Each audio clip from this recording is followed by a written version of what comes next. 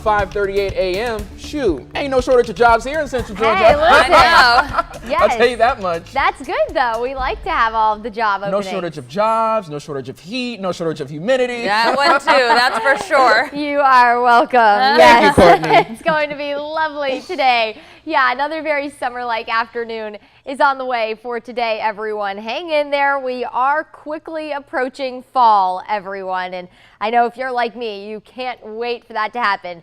Honestly, it's probably about time that we hear when Starbucks is going to bring out their pumpkin spice lattes also, everyone. We know that is about to come. All right, well, if you're getting ready to head out the door, then it's a very muggy morning out there. Prepare for it. You're looking live on top of the fairgrounds where there's a huge bike rally going on, and unfortunately, it's not the most comfortable weather, so hopefully none of them came from somewhere out towards the west where they have that drier heat, because that humidity really is hard to get used to if you don't live here and have to experience it all summer long. 73 right now in the city of Perry, and there's that dew point in the low 70s. Very tropical atmosphere, and with all that moisture, we will again look ahead to another unsettled afternoon with scattered showers and thunderstorms. So there's a couple things you need to pack with you as you head out the door.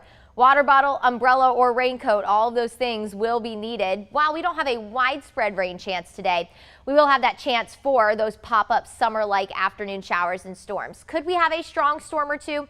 Sure, we could, because we will have a lot of fuel to work with today, but we don't have an organized severe threat. Any storms that are on the strong side, maybe even severe for the day, will carry heavy rain, gusty wind, frequent lightning, maybe even some hail. We did have a good bit of hail in some of those storms yesterday as we went through the afternoon. Now, we're going to stay very summer-like all the way through the weekend, but notice by Monday, we're going to start to ramp up those rain chances, and that could be thanks to, of course, now Tropical Storm Fred approaching the Gulf Coast. So let's talk about it. There's a lot to cover. Tropical Storm Fred, as of the 5 a.m. advisory, still with winds at 40 miles per hour as it starts to make headway on the Dominican Republic here. If you see this little bright spot in the middle that starts to burst up like that, that's showing the storm is trying to strengthen. However, as it makes its way through the Dominican Republic, it's a very mountainous region, and mountains are not good for storms. It's going to tear it apart. So notice the storm is actually going to weaken back to a depression before strengthening again as it makes its way closer to the Florida Keys. There's a lot of fine tuning to do here. There's a good bit of uncertainty, especially when it comes to land interaction with Cuba. As of right now, the Hurricane Center doesn't necessarily think this is going to have a lot of land interaction with Cuba. So notice the storm does start to strengthen. By Sunday, the overnight Sunday, the storm could be paralleling the Tampa coast with sustained winds of 50. And in the northern Gulf, not a lot of wind shear, very warm and shallow water. So that is going to help strengthen this storm. At least that's the consensus right now. Again, this all could change over the next few days depending on land interaction with Cuba, also, of course, the west coast of Florida.